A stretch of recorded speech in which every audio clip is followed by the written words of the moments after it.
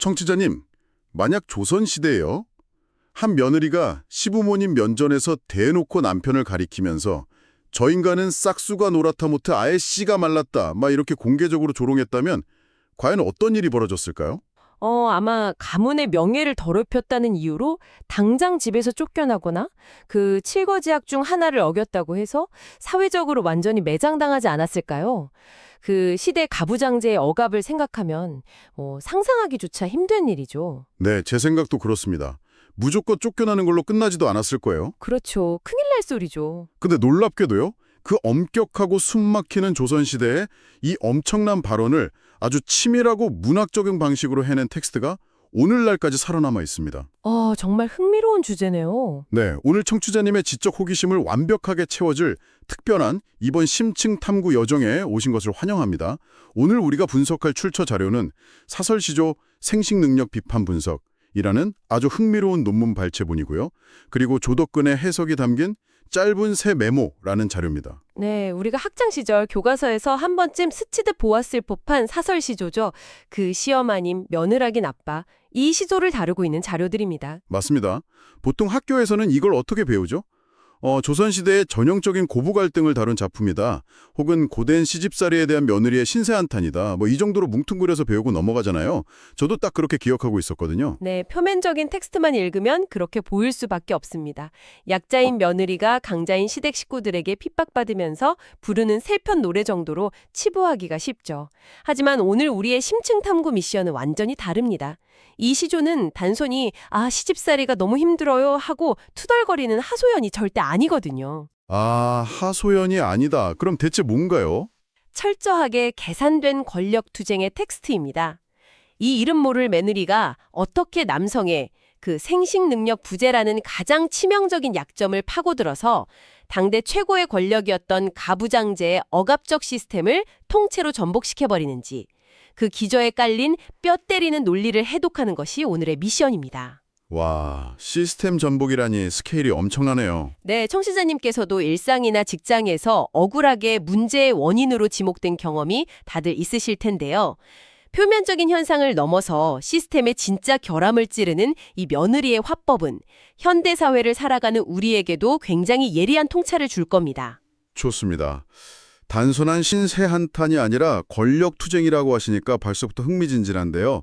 진정한 갈등의 원인을 파악하기 위해 일단 이 며느리가 자신을 옥죄고 있는 그 시댁 식구들을 도대체 어떻게 바라보고 있는지부터 철저히 분석해 보겠습니다. 네, 아주 중요한 접근입니다. 이 시댁 식구들을 묘사하는 비유가 진짜 기가 막히거든요. 먼저 시아버지부터 볼까요? 시아버지를 가리켜 밤나무 썩은 등걸에 회초리 난 것 같이 매서운 분, 이렇게 묘사합니다. 이 비유를 시각적으로 한번 상상해 보시죠.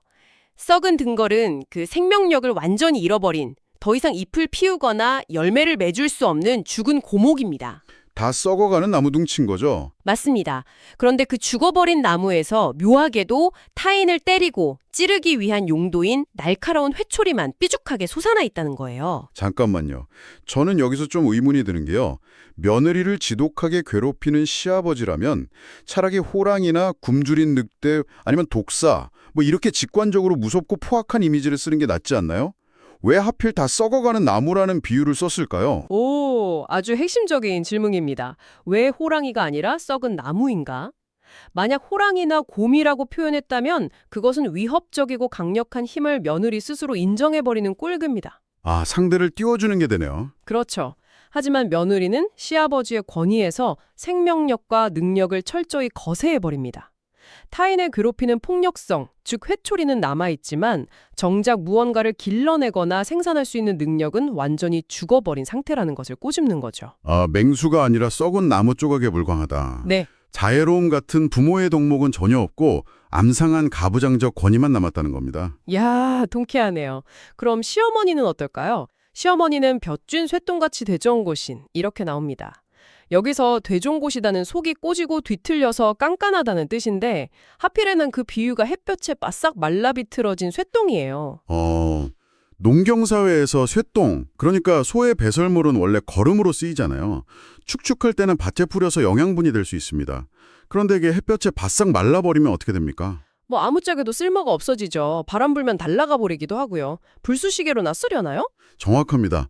걸음으로써의 생산성마저 완벽하게 상실한 상태입니다.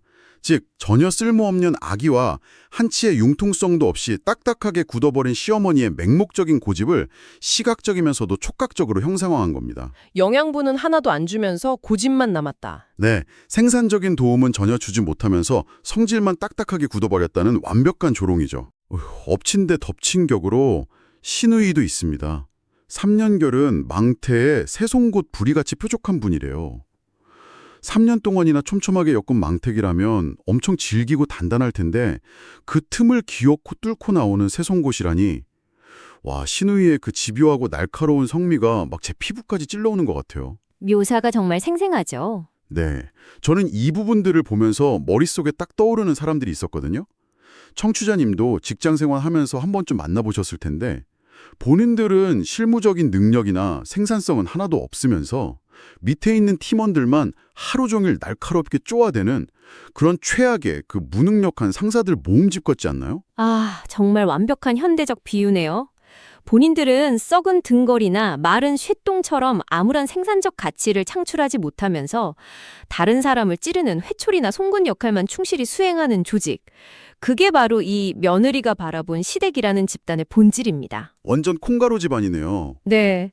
논문 자료의 분석을 보면 이 비유들이 단순히 성질 나쁜 사람들을 모아둔 우연한 묘사가 아니라는 점을 분명히 알 수 있습니다. 우연이 아니라면 뭔가 더 큰 그림이 깔려 있다는 건가요? 그렇습니다. 이 모든 수사적 장치는요, 시댁 식구 전체를 생산성 없는 날카로움과 파괴적인 성적만을 지닌 불모, 즉 아무것도 잘하지 못하는 황무지 집단으로 규정하기 위한 치밀한 빌드업입니다. 와, 황무지 집단이요. 네, 그들은 타인을 상처 입히는 뾰족함만 남았을 뿐 그들 스스로는 생명을 잉태하거나 길러낼 능력이 전혀 없는 집단이라는 전제를 아주 묵직하게 깔아두는 것이죠. 그 시댁 식구들이 다 썩고 막 말라비틀어지고 찌르기만 하는 사람들이라면 잠깐만요. 이 집안이 며느리를 들여서 가장 바라는 게 뭔가요? 후사를 잇는 거죠. 바로 그거잖아요. 대를 잇는 거. 그러면 생명력이 하나도 없는 이 집안에서 유일하게 대를 이어야 할 아들, 즉 며느리의 남편은 도대체 어떤 상태이길래 며느리가 이런 섬뜩한 빌드업을 앞에서부터 착착 해둔 걸까요? 바로 그 지점이 이 시조의 갈등이 폭발하는 진짜 무대입니다. 여기서부터 시어머니의 굳건한 착각과 며느리가 폭로하는 현실 사이에 그 기막힌 괴리가 등장하거든요. 네네. 시어머니는 자신의 아들을 어떻게 생각하고 있을까요? 무려 당피를 갈아 만든 밭에서 난 엄청나게 귀한 존재로 여깁니다. 당피요. 그 예전에 역서나 고전문학 보면 앞에 당이라는 글자가 붙는 경우가 꽤 있잖아요. 당면, 당근, 당면할 때 그 당나라 당자 아닌가요? 맞습니다. 조선시대에서 당이라는 접두사는 단순히 중국 당나라를 의미하는 것을 넘어서 수입산 최고급품, 외제, 화려하고 아주 우수한 것을 상징하는 수식어였습니다. 아하, 그러니까 시어머니 머릿속에서 자기 아들은 유전적으로 완벽하게 우수하고 혈통이 빛나는 최고급 수입산 종자인 거군요. 우리 아들이 얼마나 귀한 씨앗인데 하면서 절대 믿어 의심치 않는 거네요. 그렇죠. 그러니까 아이가 안 생기는 건 100% 밖에서 굴러들어온 며느리 탓이라고 굳게 믿는 거죠. 가부장제의 핵심 논리가 바로 그것입니다. 남성의 씨앗은 완벽하며 문제가 있다면 오직 씨앗을 품는 밭, 즉 여성의 탓이라는 아주 억압적인 프레임이죠. 네. 그런데 며느리의 폭로는 가차 없습니다.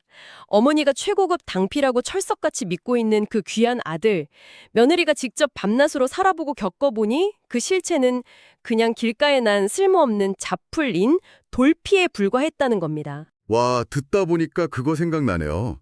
청취자님, 인터넷 쇼핑하다가 이태리 장인이 한 땀 한 땀 만든 막 수백만 원짜리 수입 명품 가방인 줄 알고 샀는데 막상 배송 상자를 열어보니까 마감 다 뜯어지고 이상한 석유 냄새 나는 질 나쁜 짝퉁이 딱 들어있을 때 그 기막힌 배신감. 네, 완전 사기당한 기분이겠죠? 시어머니는 자기 아들이 최고급 명품 당피라고 우기는데 며느리가 열어보니 완전 불량품 짝퉁인 돌피였다는 거잖아요. 아주 찰떡 같은 비유네요. 여기서 우리는 조덕근의 해석이 담긴 세메모에 주목해야 합니다. 며느리가 남편을 당피가 아닌 돌피로 규정한 것은 단순히 화가 나서 시어머니에게 말대꾸하거나 아니면 남편을 깎아내려는 유치한 인신 공격이 아니라는 겁니다. 그럼 단순한 욕이 아니면 무슨 의미가 더 숨어 있는 거죠? 조선시대 가부장제 시스템을 유지하는 가장 밑바탕의 권력이 무엇인지 한번 생각해 보십시오. 가문을 잇는 거 아닐까요? 맞습니다. 바로 가계 계승, 즉 우월한 핏줄을 이어가는 것입니다. 남성의 종자가 우월하다는 전제 하에 여성을 통제하는 것이 가부장제의 근본 논리잖아요. 그런데 며느리가 남편을 자풀인 돌피로 규정하는 순간 이 시스템의 가장 근본적인 정당성, 즉 종자의 우수성 자체가 뿌리채 부정당하는 겁니다. 아, 시스템의 근간을 박살내버리네요. 네, 조덕근의 해석은 이것이 종자가 부실하다는 유전적 결함을 근본적으로 찌르는 대단히 논리적이고 치명적인 타격이라고 설명합니다. 그러니까 어머니, 제가 밭을 잘못 일군 게 아니라 애초에 어머니가 주신 종자 자체가 싹을 틔울 수 없는 불량품인데요. 라는 폭로인 셈이군요. 정확합니다. 이런 정말 뼈를 때리다 못해 가부장제의 척추를 부러뜨리는 수준인데요. 근데요, 시어머니한테 당신 아들 잡초예요 라고 백날 말해봤자 시어머니가 아이고 그렇구나 우리 아들이 불량품이네 하고 인정할 리가 없잖아요. 절대 인정 안 하겠죠. 네, 이런 엄청난 주장을 하려면 진짜 빼도 박도 못할 확실한 증거가 있어야 할 텐데요. 맞습니다. 그래서 며느리는 아주 구체적이고 경험적이며 심지어 의학적이기까지 한 증거를 딱 들임입니다.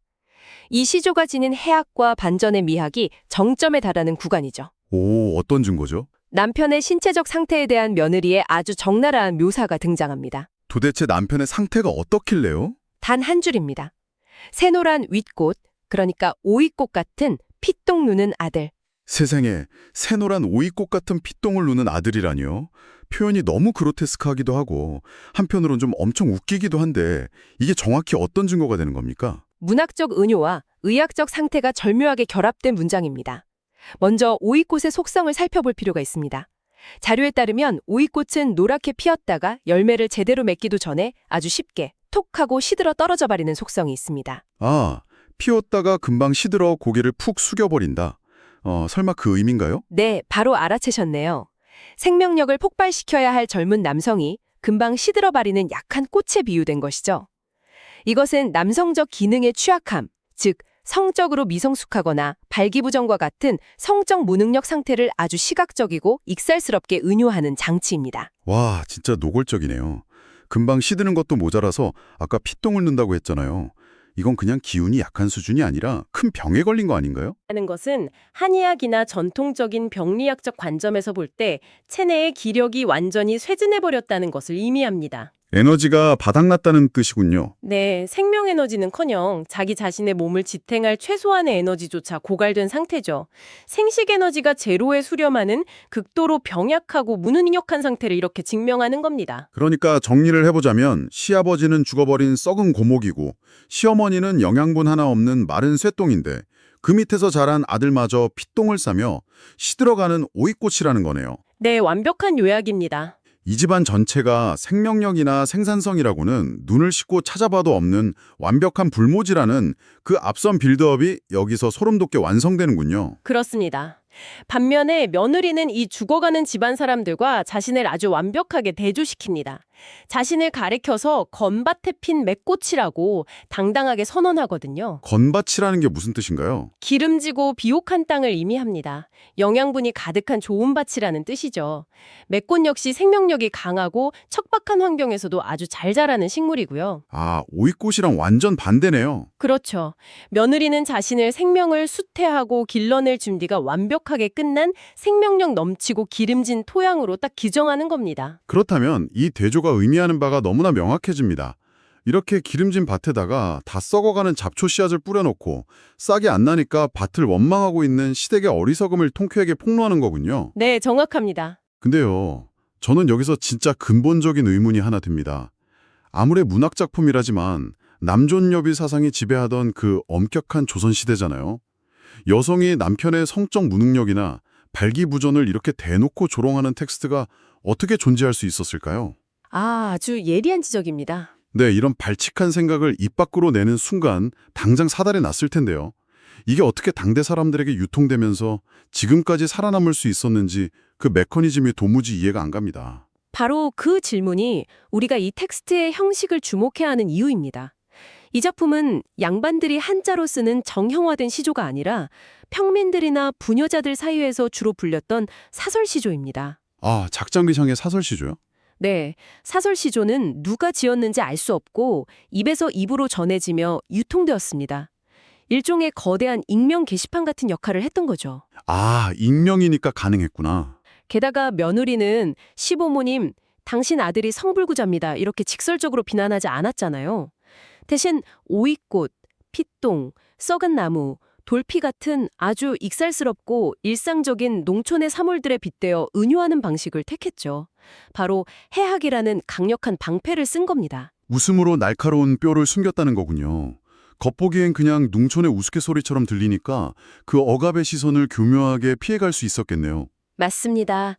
가부장제는 며느리에게 대를 잇는 생산성을 절대적인 의무로 강요하면서 불임의 원인을 오로지 여성인 밭에게만 전가하는 억압적 굴레를 씌웠습니다. 그렇죠. 그런데 이 익명의 며느리는 남성인 씨앗의 병약함과 성적 무능력을 해악을 통해 통쾌하게 폭로함으로써 이 논리를 완벽하게 되치게 해버립니다. 밭은 이렇게 기름지고 좋은데 뿌려진 씨앗이 말라 비틀어진 불량품이라 싹이 트지 않는 것을 도대체 왜 내 탓을 하느냐는 통렬한 반박인 것이죠. 가해자가 휘두르던 그 생산성이라는 무기를 싹 빼앗아서 도리어 가해자의 심장에 꽂아버린 거네요. 너희 집안이야말로 생산성이 제로다 하면서요. 정확합니다. 가부장적 권위가 의존하던 논리의 허구를 산산조각 낸 겁니다. 단순한 말싸움이나 신세 한탄이 아니라 그 시대를 지배하던 권력구조의 모순을 가장 밑바닥에서부터 뒤흔들어 버린 위대한 문학적 반란입니다. 와, 자세히 파고들수록 정말 속이 시원해집니다. 청취자님, 오늘 우리가 수백 년 전 옛날 사람들의 이름 모를 텍스트를 이렇게까지 깊게 파헤쳐본 이유가 바로 여기에 있습니다. 이 오래된 사설 시조가 왜 21세기를 살아가는 우리의 마음마저 이렇게 뻥 뚫리게 만드는 걸까요? 네, 충분히 공감할 만한 부분이죠. 우리는 일상을 살아가면서 직장에서든 사회 시스템 안에서든 부당한 비난의 화살을 맞을 때가 참 많습니다. 거대한 시스템의 결함이나 윗사람의 무능력을 덮기 위해서 조직에서 가장 만만하고 약한 고리인 나에게 책임을 전가하는 억울한 상황들 말입니다. 그럴 때 우리는 보통 어떻게 반응합니까? 종종 내 탓인가 싶어 위축되거나 방어적으로 변하거나 혹은 그 부당한 무게에 짓눌려 그저 속으로 분노만 사기게 되잖아요. 맞아요. 바로 그겁니다. 하지만 이 조선시대의 이름 모를 며느리는 억울하다고 방에서 몰래 울기만 하거나 감정적으로 소리 지르며 화를 내는 것에 그치지 않았습니다. 그녀는 문제의 진짜 원인, 자신을 비난하는 그 시스템 자체가 실은 썩은 종자와 마른 새똥에 불과하다는 것을 너무나 논리적이고 유머러스하게 꼬집어냈습니다. 대단히 지능적인 대처죠. 네, 이 시조의 마지막 종장이 이렇게 끝납니다. 어디가 나빠서 구박하는가. 이건 단순히 나 좀 그만 괴롭혀요 라는 애원이 아닙니다. 당신들 귀한 아들, 당신들 가문의 본질부터 똑바로 직시하라는 며느리의 당당하고 오만한 최후 통첩이자 시댁의 텅 빈 권위에 날리는 완벽한 조롱이었던 겁니다. 이대처법, 현대사회의 불합리한 구조 속에서 살아가야 하는 청취자님에게도 강력한 카타르시스와 인사이트를 주지 않나요? 대단히 훌륭한 통찰입니다. 문제의 본질을 꿰뚫는 눈이 시대를 초월해서 어떻게 힘을 발휘하는지 확실히 보여주죠. 오늘 우리가 함께 나눈 이 깊은 분석을 바탕으로요. 저는 청취자님 스스로 곱씹어 볼 만한 도발적인 질문을 하나 던지며 마무리하고 싶습니다. 오, 어떤 질문이죠? 조선시대의 이 이름 모를 며느리는 시드는 오이꽃과 자풀인 돌피라는 일상적이고 유머러스한 은유 단 하나로 당시 감히 거스를 수 없었던 가부장제의 거대한 금기를 완벽하게 박살냈습니다. 억압의 급소를 찌른 것이죠. 네, 그랬죠. 그렇다면 오늘날 우리가 살고 있는 이 21세기에는 어떤 숨겨진 금기나 불공정한 시스템들이 마치 당연한 규칙이나 정당한 것처럼 교묘하게 포장되어 있을까요? 어쩌면 우리가 부당한 세상의 벽과 마주했을 때 지금 당장 우리에게 필요한 건 그저 목청 높여 쏟아내는 분노가 아닐지도 모릅니다. 분노가 아니라면요? 오히려 그 견고해 보이는 시스템의 허상을 단번에 무너뜨릴 우리 시대만의 기발하고 통렬한 은유 하나가 훨씬 더 강력한 무기가 아닐까요? 청취자님, 오늘 이 질문을 당신의 일상과 일터, 그리고 당신을 둘러싼 사회적 관계 속에 한번 깊이 던져보시길 권합니다. 아, 정말 여운이 남는 질문이네요. 우리는 문제가 생겼을 때 종종 내 안에서만 이유를 찾으려고 합니다. 하지만 때로는 나를 가리키고 있는 그 평가 시스템 자체가 고장나 있을 수도 있다는 합리적인 의심이 반드시 필요하죠. 어디가 나빠서 나를 구박하는가? 스스로를 건강한 밭이라고 확신했던 이 며느리의 당당한 선언을 꼭 기억하시길 바랍니다. 네, 잊지 마시길 바랍니다. 오늘 우리의 지적 여정이 청취자님의 일상에 작지만 예리한 무기가 되었기를 바라며 저희는 다음 심층 탐구에서 또 다른 놀라운 텍스트와 통찰을 들고 찾아오겠습니다. 오늘 여정에 함께해 주셔서 감사합니다.